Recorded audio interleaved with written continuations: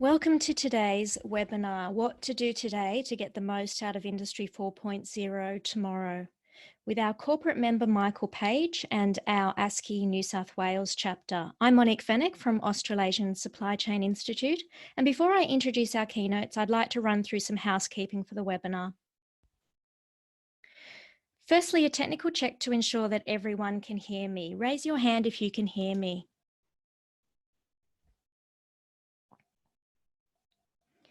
Thanks, everyone. Type a message to everyone if you cannot hear us in the chat box that's provided on the panel. Two other housekeeping items. We'll be running some polls throughout the webinar, which will publish anonymous results. So please help us keep today as interactive as possible and respond to these polls. We'll be publishing the results instantaneously for you all as well. The Q&A section is not anonymous. Instead, it allows for you to post your questions to the panel and for the panel to reply to you by name. Please use this opportunity to provide some great questions to the panel, and there'll be time at the end where the panel will respond to your questions. We will be awarding 1 CPD point to attendees from today's webinar, so give it a go in the Q&A section, not the chat box, but the Q&A section. Just type CPD in the Q&A box so that we know that you require a point to go towards your registration or certification maintenance. The webinar is recorded and will be uploaded to the ASCI Resources Library for members tomorrow.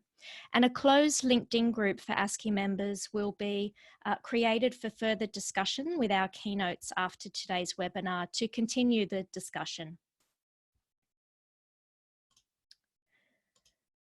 Okay, to kickstart the webinar, may I introduce our host for today, Anna Costa. Anna is a recruitment professional who specialises in technical disciplines with clients and candidates across diverse industries, including FMCG, healthcare, industrial, and she's been working in Michael Page for more than 3 years, where she was recently relocated from Brazil to Australia to look after supply chain for New South Wales. Being passionate about changing people's life, Anna has a strong focus on stakeholders' satisfaction and building long-standing relationships. I'll ask Anna to now unmute herself, and welcome, Anna. Good afternoon, everyone. Thank you, Monique, for the introduction. Today we can't be in Michael Page office with the beautiful view to the Opera House, but thank you, ASCI team, for the effort and keep running the webinars so we can still learn and discuss together. Well, before our kickoff, I would like to give a recruitment perspective about how is the market reacting to COVID in New South Wales. With all the uncertainty and things changing every day, it's hard to say precisely what industry is hiring and what's not. But I believe we all know that the first industries to be affected by the isolation measures were the hospitality, entertainment, tourism, where casuals were the first to be laid off. Well, in the other side, some essential businesses are still working as usual. Sometimes with an increase in the demand as happened in the beginning and the mid of March with the panic buyers. Well, if you're still looking for a new job in New South Wales, I would focus on healthcare industry, food, FMCG, logistics business, 3PLs, and also government. Another industry that is still warm is the infrastructure and related suppliers, because some projects were released by the government, and few companies are still potentially hiring for these projects. And of course, if you are looking for a new job, you can always talk to me in private, and we can discuss how Michael Page and I can support you with your job search. Now, talking about unemployment. According to the Australian Bureau of Statistics, in March, we didn't have a significant increase in the unemployment rates in the country. Of course, they are still monitoring to provide the April's numbers, but in the worst case scenario, we can expect 1 million people unemployed due to coronavirus. The good news, and one thing that we like to say in Michael Page, is that we are living a healthcare crisis leading to a financial crisis. So once the isolation is over, we can hope for the market to return in the pace it was before quickly than if it was just a financial crisis. I also brought a few facts about this period. The company's first reaction, as I said, in the boom of the coronavirus was to lay off casuals and also bring the permanent employees to a part-time basis. We saw it happening in almost all clients we have across various industries. It's also interesting that we see new jobs being created that we never thought that we could hire, like the temperature check person to be in the factories to check the temperature of the employees before each shift. And Michael Page was also able to hire in 1 week 1,600 casuals to work in coalies, replacing the shelves. So in the last week, Michael Page also hosted a webinar about market updates with HSBC. In this webinar, we ran a poll asking our attendees, and if I'm not wrong, it was 600 attendees, this question: is your company hiring now or expecting to hire in the next 3 months? And we had as a result that only 11% of the company were still hiring. So I would like to propose this poll again in this webinar with this more supply chain logistics focused public, so we can challenge these numbers again. So Monique is running the poll and we can present the results in the end. And to finalize, I hope you enjoyed this webinar, and please feel free to reach if you need any support during these times. We have a lot of helpful material about remote working on board that you can use as a guidance in your company, or if you need to recruit a professional for your team in Australia and New South Wales, feel free to reach me out. Enjoy. Thanks so much, Anna. And now to introduce, while you're still filling in your answers to the poll, the New South Wales chapter president for Australasian Supply Chain Institute, Brendan O'Keefe. Brendan has over 20 years of recruitment experience across supply chain operations for ASX-listed organisations and SMEs. Brendan has worked in partnership with change management programs and is actively involved in industry networks where he is actively contributing and providing insights and market knowledge. Over to you, Brendan, and I'll just finish off this poll so that you can have a look at the responses while Brendan unmutes himself. Thanks, Monique, and thank you, Anna, for both of your introductions and great insights this morning, Anna, to recent statistics of hiring and changes that are occurring, certainly interesting times. Thank you, ASCI, for being able to provide this opportunity to continue the webinar series, and welcome to everybody logged in today. So I hope you do enjoy. Firstly, I'd like to introduce our first keynote speaker, Ishan Galapathy. Ishan has a wealth of knowledge in the field of organizational productivity, working across 6 countries for over 2 decades for multinationals, which have included Kellogg's and Arnott's. In his last corporate role, Ishan was responsible for operational excellence in Asia Pacific for Kellogg's, and was part of a global team that developed its Global Manufacturing Excellence Program. As an industry expert in collective productivity, speaker and author, Ishan has appeared on several media platforms sharing his knowledge in all things operational, organizational productivity. Welcome, Ishan. Over to you. Great, thank you. Thank you, Brendan, and just trying to get control. So thank you, Monique. I've now got control. I'm just going to go. Brilliant. So thank you. Now it's hard for us to imagine that the sophistication of the technology used to launch Apollo 11 way back in 1969 was less than what we have in our hands today, isn't it? Now, we could be all divided on the point if we actually landed on the moon or not. But I think one point that we can agree on is that the technology used on this rocket was far less than what we either wear around our hand, in our wristwatch, or carry in our palms, our smartphones. Now, when we compare this in contrast with some of the biggest concerns that most of us have right now. So the top 3 technology concerns, right? What is it? No Wi-Fi, slow buffering, and dead battery. Yes, of course, I'm being a bit tongue-in-cheek, but look, these are real concerns or frustrating points that, from a technology point of view, particularly as we spend more time in our homes these days that we're faced with, right? But isn't it fascinating that we can launch a rocket with less technology?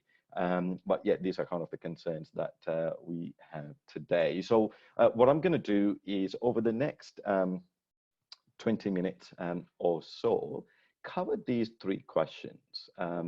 What is Industry 4 from a technology point of view? Just want to kind of demystify and provide some clarity around what is it and why is it so important? Why is it such a topic of interest when it comes to supply chain right now? What's the relevance? And of course, then the question begs as to if we are winning with technology and Industry 4. And I want to engage with all the participants. Oops, just going to go backwards one.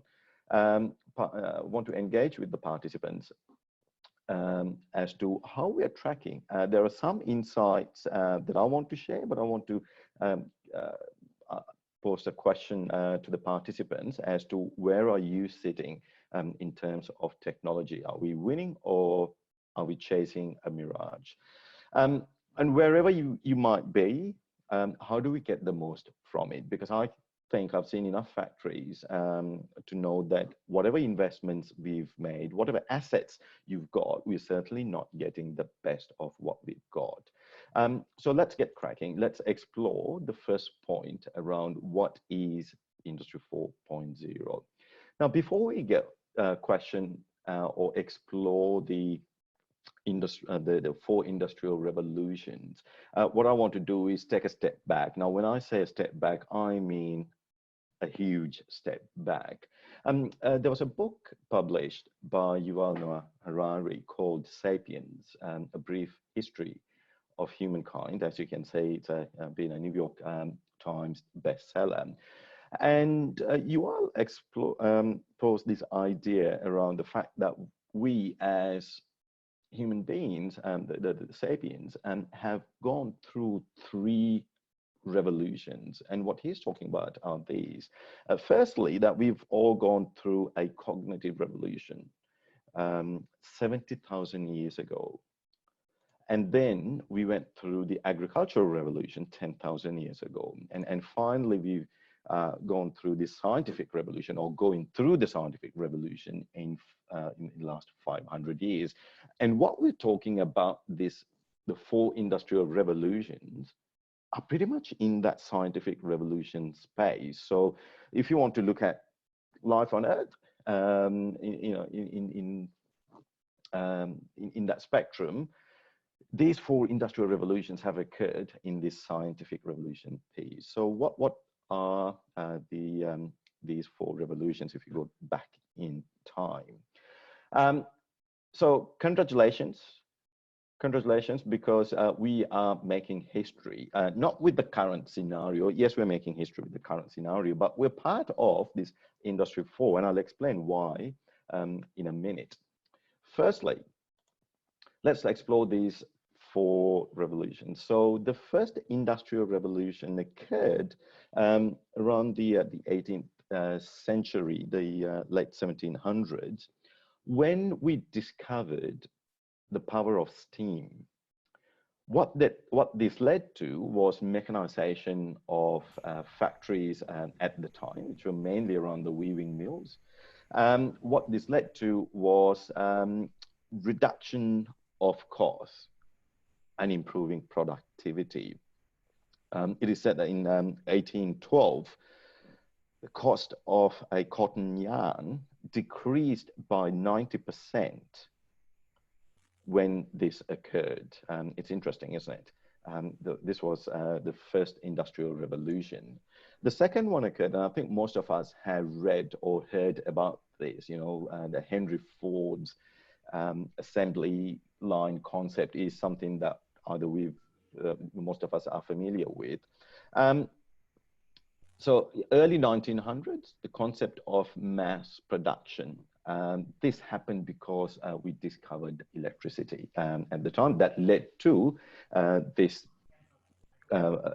enabling the second industrial revolution.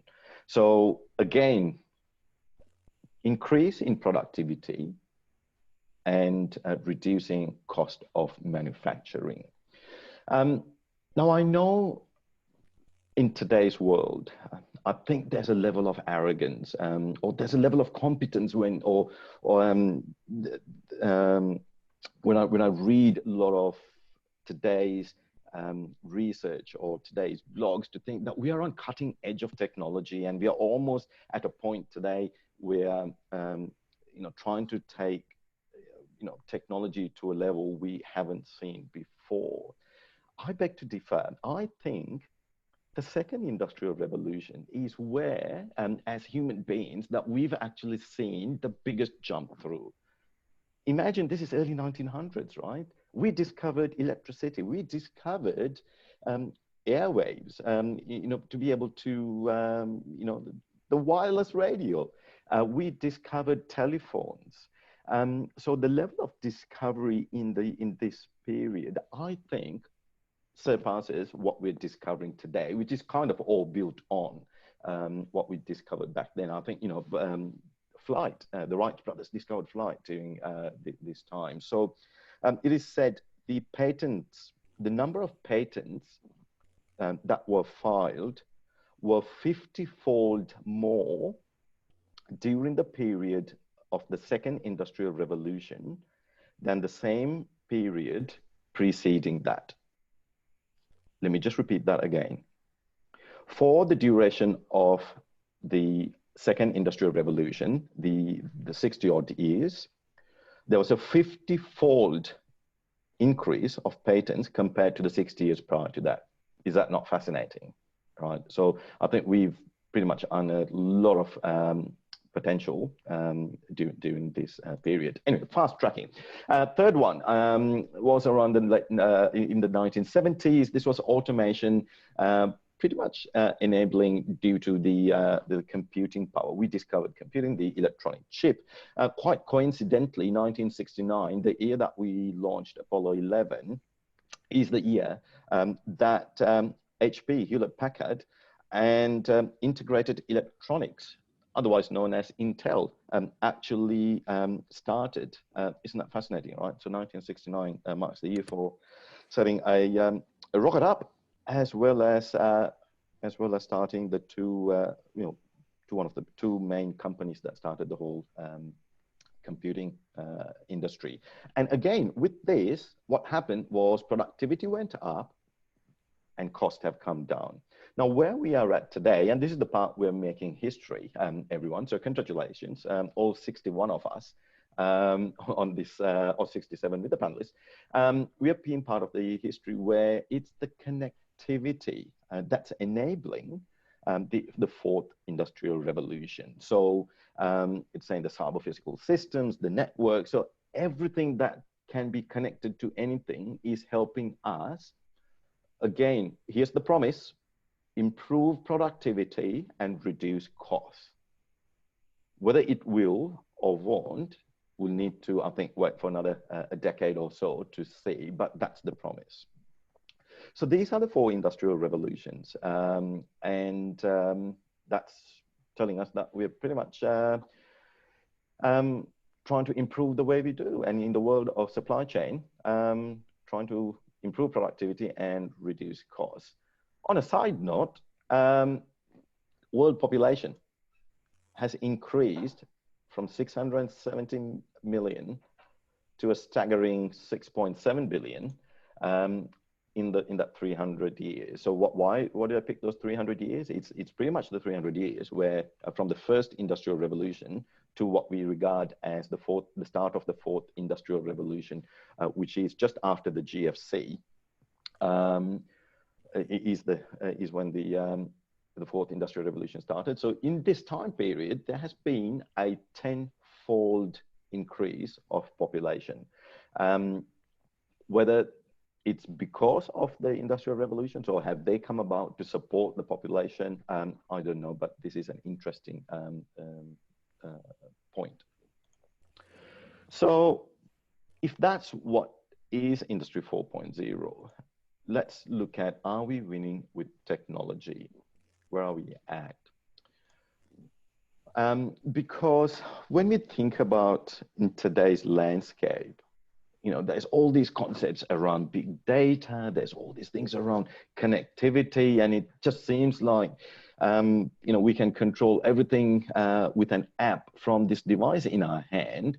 And I think we live in a world that's polarizing. And I'll tell you why it's polarizing. It's a world where at home, we can fall on our lounge and we can press some buttons and food appears at our doorstep. We can check the weather in Mexico. We can know anything we want pretty much with the comfort of our palm. Yet when we walk into the factories, and I'll be talking factories because I come from that manufacturing background, and I think most of us can relate to a factory, everyone on this call. For most of us, when we go through those sliding doors moment of here we are in the factory, most of us are struggling to figure out how did we perform yesterday. So we're in this position where we are very comfortable obtaining any information we want from the comfort of our palms at home, but we go into this factory and then we struggle in trying to figure out how are we performing.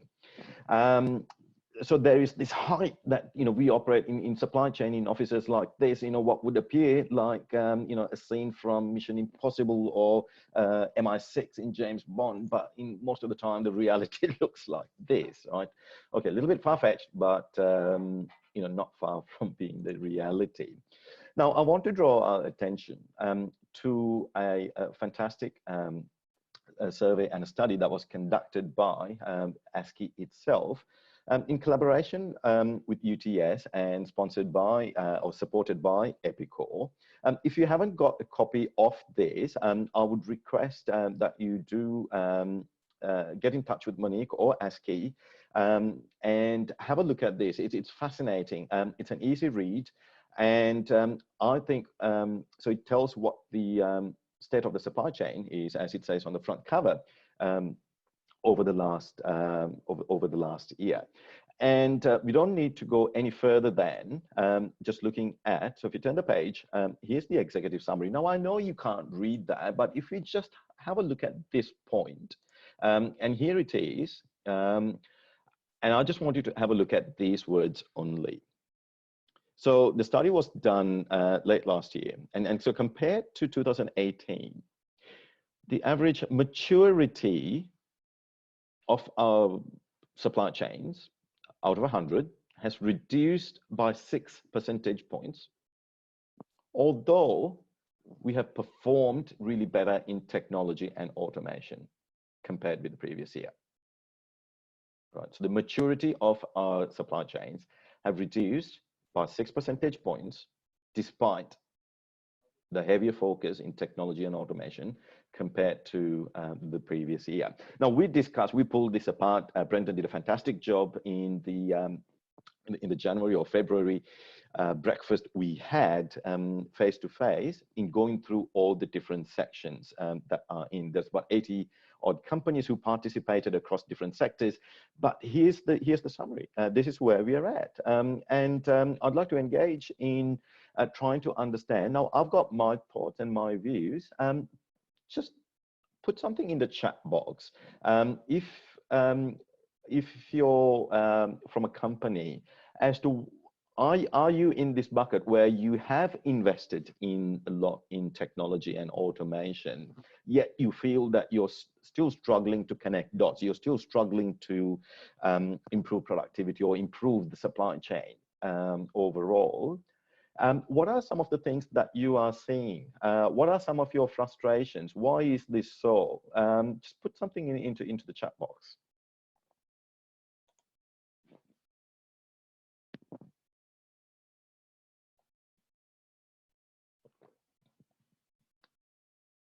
And of course, it takes a while until the first person, for people to type something in. What's the disconnect here? Why can't we get what it seems like? We're investing in technology there.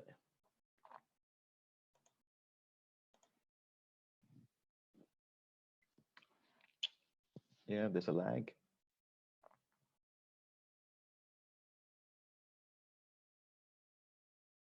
Yeah, absolutely. So there's a cost issue. Yep, there's investing in training and personnel. Yes, so Julie will touch on some training issues. Yeah, absolutely.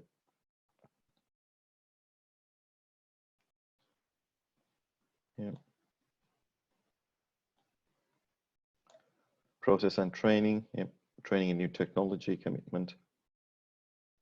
Absolutely. In the interest of time, I'm going to keep going because the fun part is about to. But please keep going. The yes, what's in it for us? Yes, keep those chats going and tell us why is it that we are seeing this disconnect? Because again, this is vitally important if you're trying to correct these trends, right? So here's the thing. So what are we going to do about this? In terms of whatever technology we've got. How are we going to get the most from it? By the way, I'll share with you. Most of the time, people ask me if they can have further reading material or if they can have a summary page. I'll let you know at the end on where you can get that. There is an interesting reading document on Industry 4.0 explaining all the great statistics. I'm happy to share that with you.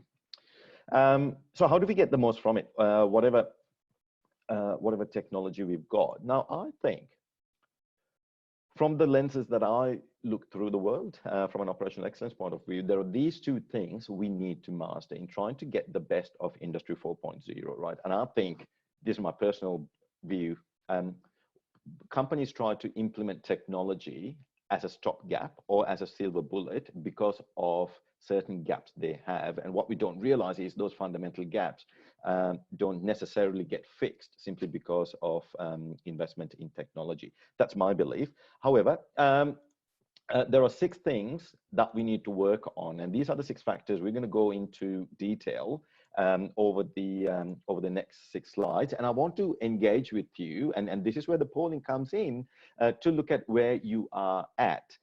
Because again, remember I said I'm going to share a roadmap, so to speak, on what are the next steps you need to take. Because being Industry 4 ready is not a binary, yes, I'm ready, and no, I'm not ready. It's not something that you buy and implement. It's not an out-of-the-box solution, as opposed to, it's actually a way of being. It's actually a way of operating. So you need to move along a scale that's not fixed. So I'm going to give you along these 6 points that will help you and your business be more Industry 4 ready as you move along these 6 areas to make your business get the best of technology. All right, let's keep moving along and be ready with your mouse or the device, because we're going to be start interacting on each of these points. So let's look at the first point from a data capturing point of view. Right now, you will see that in this spectrum to the left, that we are not so ready to be Industry 4 to harness the power of technology. And as we move to the right, then we are more and more, the readiness increases. So from a data capturing point of view, what I mean is this. Completion of tasks or completion of goods, completion of whatever you're doing. So if it's in a manufacturing, how are we capturing the data on how many widgets are being made, how much scrap is being generated, how many resources are being deployed in your factory? And there are companies where they pretty much fly blind, right? You know, there is no data. We don't know how much scrap we've generated. We don't know how many people are supposed to be on the line. We just get as many as, you know, we know roughly there's 6 or 7, but I don't know if that's right. There are companies who operate on that basis. The next level would be we're capturing some level of manual data, be it either on printed paper where operators fill in something. And the next level would be some level of automation. Yes, we're scanning a pallet at the end of the day, and that goes into some system that gives us completion rates. But I guess the last one would be real time. So every widget that gets made, gets scanned, we know exactly what our performance is to this minute. Monique, let's start the poll for this one. Oops. I'm just going to go backwards here. Let's have the poll for data capturing to engage on where we are at. Cool. So if you can just submit, if you're in a business, and select one in terms of data capturing, where are we at? Where are you at? Where is your business at? And if you're from a, if you're not in any of the, if you're not from a company that's manufacturing or in a position to answer this, I would ask that you don't answer it, simply because I'd like to analyze this data and provide some kind of a synopsis at the end. So don't just guess. I'd like to get some information from those of you who are actually in a company that's that can tell me exactly what it is. Can we share the results? Okay, right. So, right, it's almost 50-50, right? Either we're collecting paper-based or some level of semi-automated. Okay, that's brilliant. From a daily review process, so this is where, what do we do with this information? How do we have our huddle meetings? How do we do the daily review? What is our level of maturity? Because no matter how good we are with the data, it's what we do with it, right? We all get that. Again, are we in a business where we simply waiting for the accountant to tell us whether we've made money or not? Are we just doing a simple P&L? And I've seen like $30 million businesses running like this. The other one is the next stage would be whether we are having some level of, Monique, I've lost control of the mouse. Okay. Cool. At least we have some level of a daily review, so that we, but it's a single tier. So at least on a daily basis, we can do a pulse check as to what's going on and if this is effective or not. The next level of maturity would be to have multiple tiers. You know, you'd have a leadership team and a frontline team where you would be discussing what went wrong, and there is some level of escalation on a daily basis. And the most mature way would be, you would have, if you're multiple shifts, you got shift on a shift basis. I'll call it shiftly, invented word, daily, weekly, monthly, and even quarterly. There are different escalation points, and there are different review mechanisms. Now, where are you at, irrespective of how you collect information? Let's send that poll. Where are you at in terms of reviewing your data? How good are you? Because it's not how we collect the data. It's basically how well are we using it? How are we geared towards using it? And again, the trick is keep moving towards your right. Whatever the next step is, that's the step you need to take, right? Brilliant. Just waiting for the data to come back. Okay, right. So pretty much spread across with most of you having some level of daily, weekly, so tier 1, 2, 3, but also having the cadence to review that information. Brilliant. Cool. Let's go through to the next one. And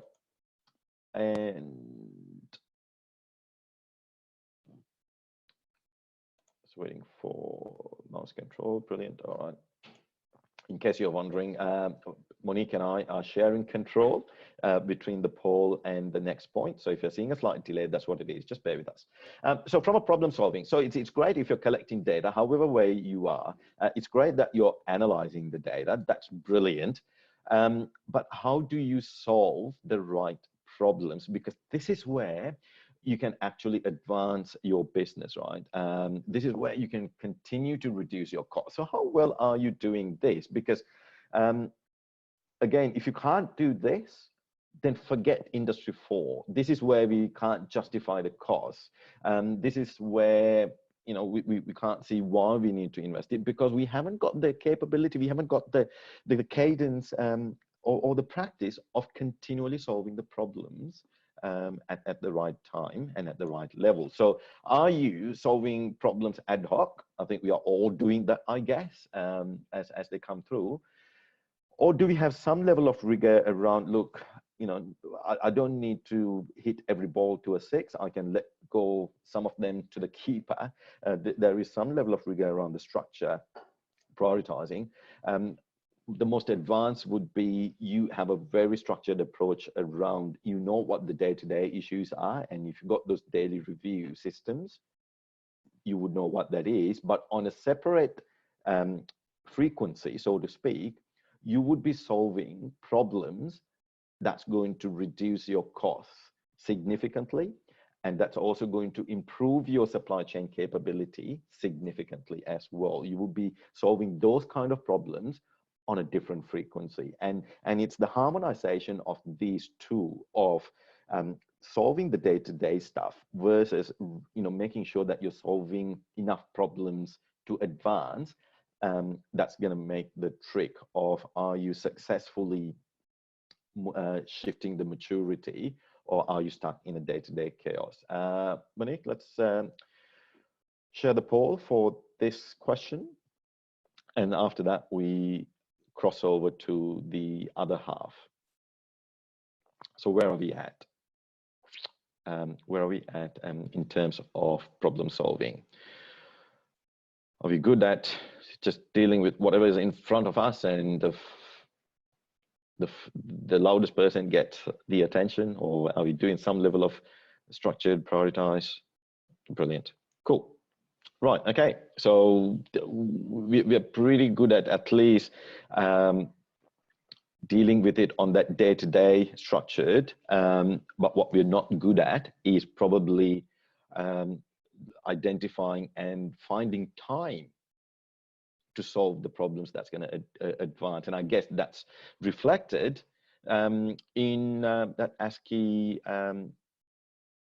survey that we did. So brilliant. All right, so that's the left half of that circle. And let's look at the other half, which is around the equipment side. So from an equipment reliability point of view, how are you dealing with this? Are you dealing from, we'll fix it when it breaks, so we're pretty good at firefighting? Or have you got some level of preventative maintenance in place? Are you at a point where you can actually reduce or improve reliability from a proactive? So you're starting to touch into this autonomous maintenance side, or are you even exploring predictive maintenance options? Where are you at? Because it's not the technology that we bring in. If we haven't got these basics, then what is it going to do? Because Industry 4 tells us that we're going to connect not only the factory, but the whole supply chain. So if you're still dealing with breakdowns, then connecting the whole supply chain is not going to give you any benefit if your systems and processes to deal with reliability are low. Monique, let's run that poll and see where we are at in terms of equipment reliability.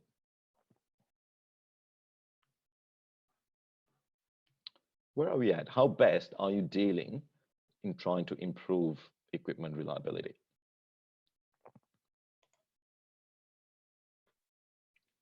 And again, the trick is to keep moving towards the right. Yeah, on all these spectrums. I had this client who was very proud. Look, it's a smallish business, SME. Was quite proud of all the industry area, most in preventative maintenance. Thanks, Monique. This client was so excited about their Industry 4 project, and when I was visiting the factory, they said, "Ishan, come.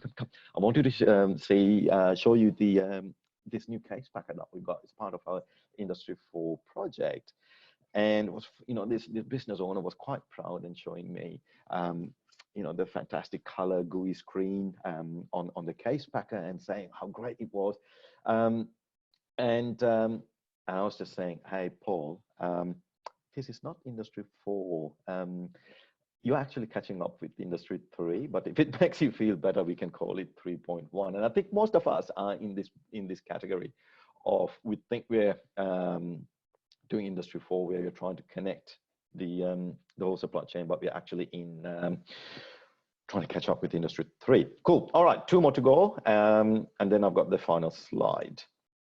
So where are we at in terms of connectivity? Again, because this is about trying to connect the whole supply chain outside of your factory, right? Now, most factories, the concrete buildings we live in, haven't got Ethernet because we moved into those factories where before Ethernet and computing and the need for collecting data came in. So do you not have connectivity? And it's not uncommon. Do you at least retrofitted some level of ability to tap into your critical machines? Do you have the control in terms of collecting data of your full factory? But where you need to be, of course, is to be able to connect your full supply chain. You might be forced to say, yeah, I can collect data from the supply chain, but if you've got gaps in your factory, then it's kind of the chain's broken, right? But Monique, let's see where we are at in terms of the poll.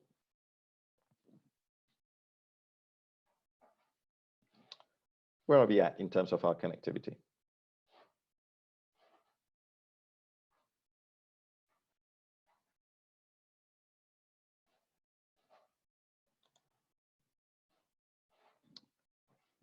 Just see the results of that, and then we've got the last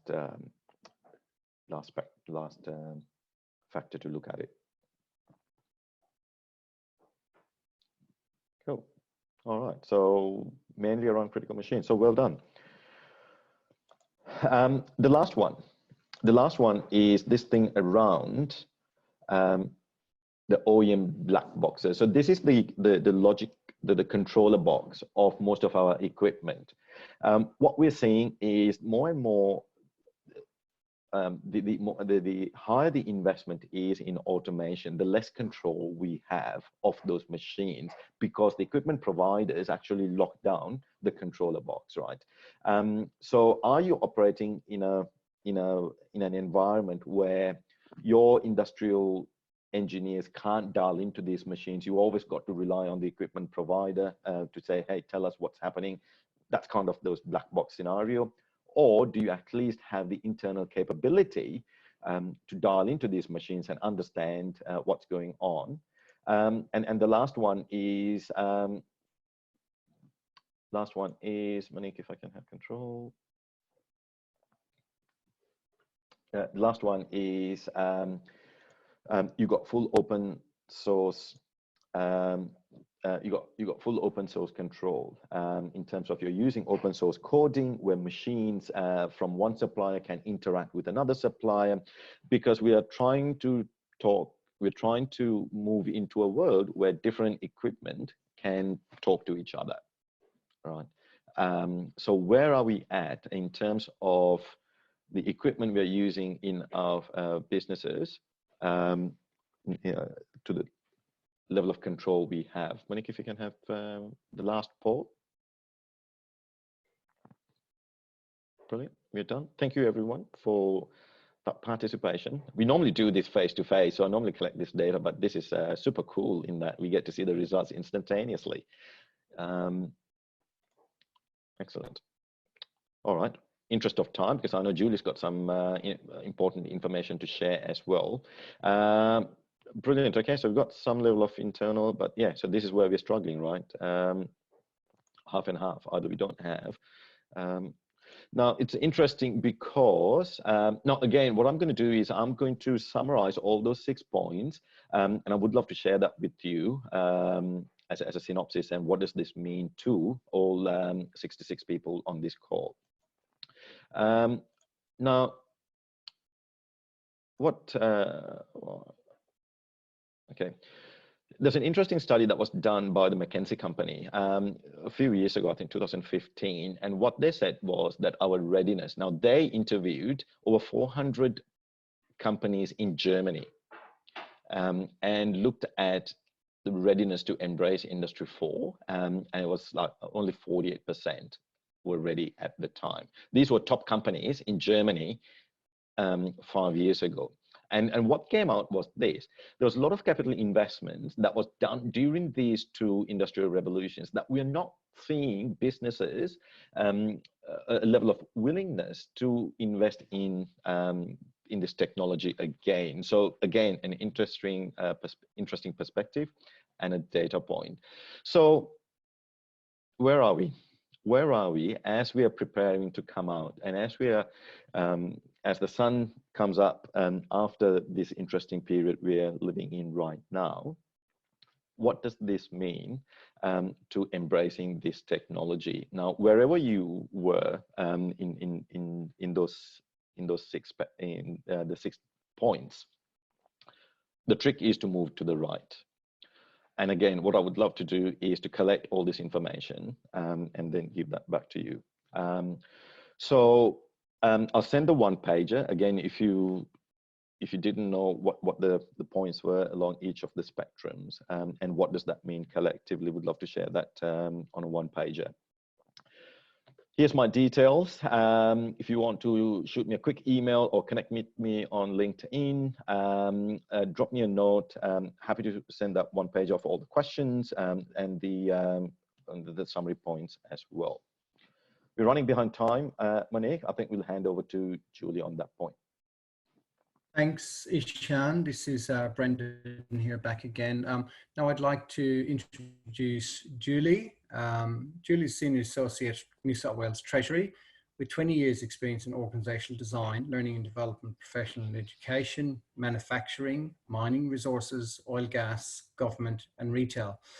Within this capacity, Julie is liaised with diverse client portfolios, manage multiple projects simultaneously with a mastery of concepts, principles relating to organizational design, learning development, and working towards business strategy and outcomes. Thank you, Julie. Look forward to your presentation. Thank you very much. It's great to be on this webinar, and I know that everybody sort of found Ishan's presentation very interesting. What I'd like to do is go through with you the New South Wales Advanced Manufacturing Strategy.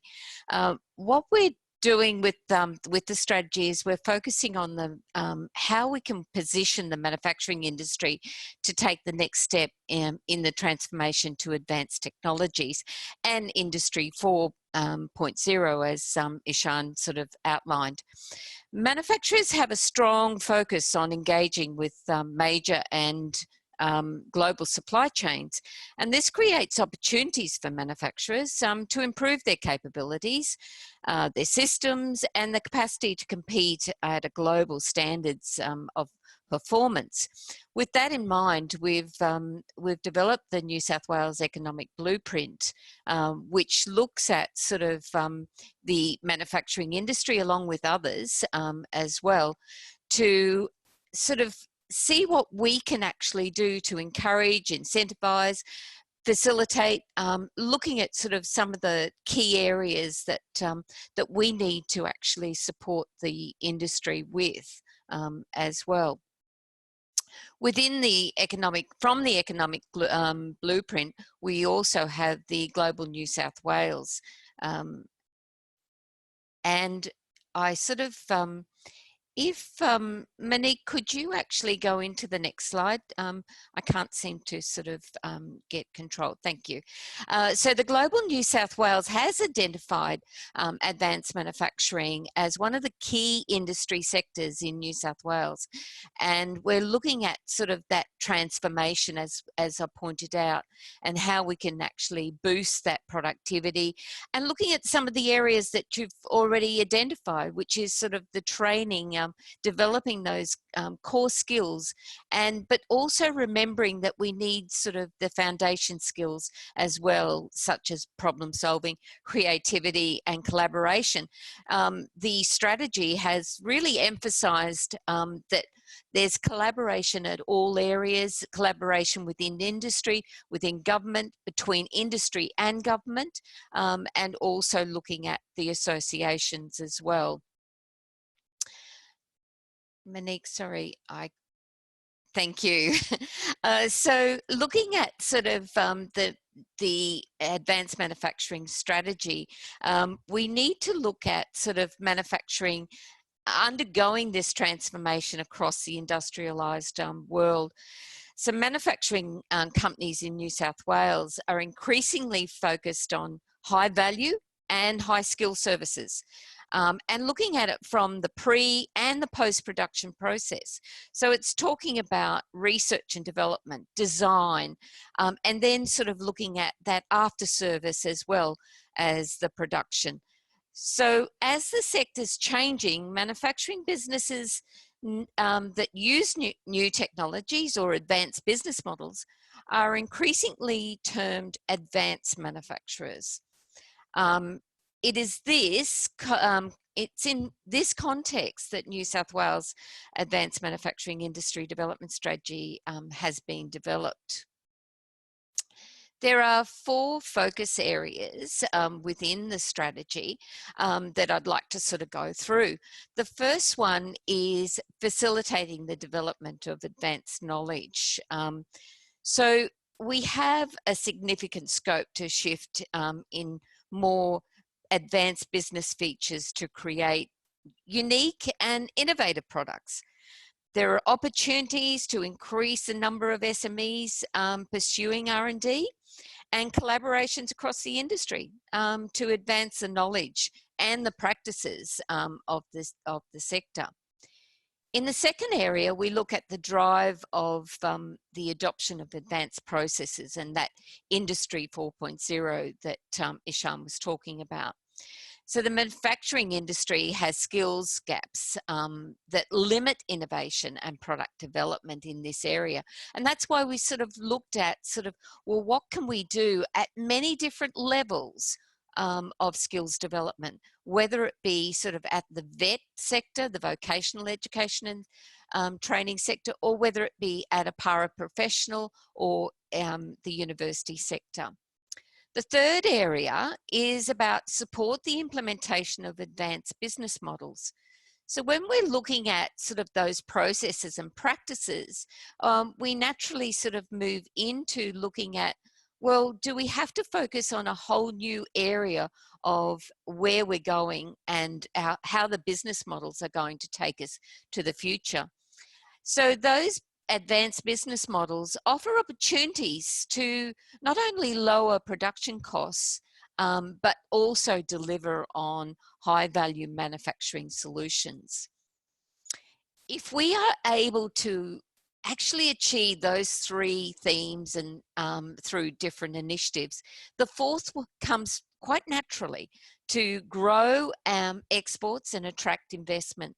So more than 80% of Australian manufacturers don't actually export their products and services. Existing trade networks can be used more effectively to attract foreign direct investment in New South Wales advanced manufacturing industry.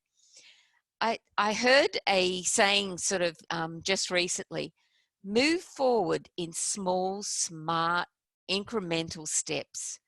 Identify the big changes, step by step in the right direction, and the momentum for innovation and transformation will build. I think that's sort of quite relevant to especially the times that we're in at the moment.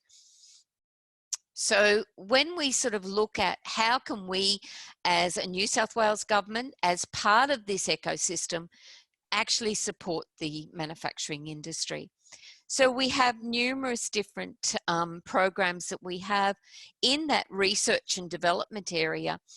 We have tech vouchers. Now this is where the university is actually sort of funded to look at an industry project and then match researchers with industry. So it's about taking research to commercialisation.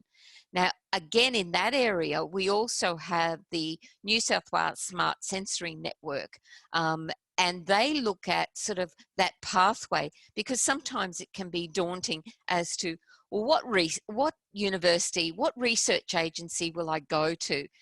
How do I know where sort of the first the first steps towards sort of that turning it into commercialisation? So we also have the Industry Capability Network, which is funded by the New South Wales Government to look at supply chain development, and it's a matchmaking service, very relevant to the environment at the moment as well. Business Connect.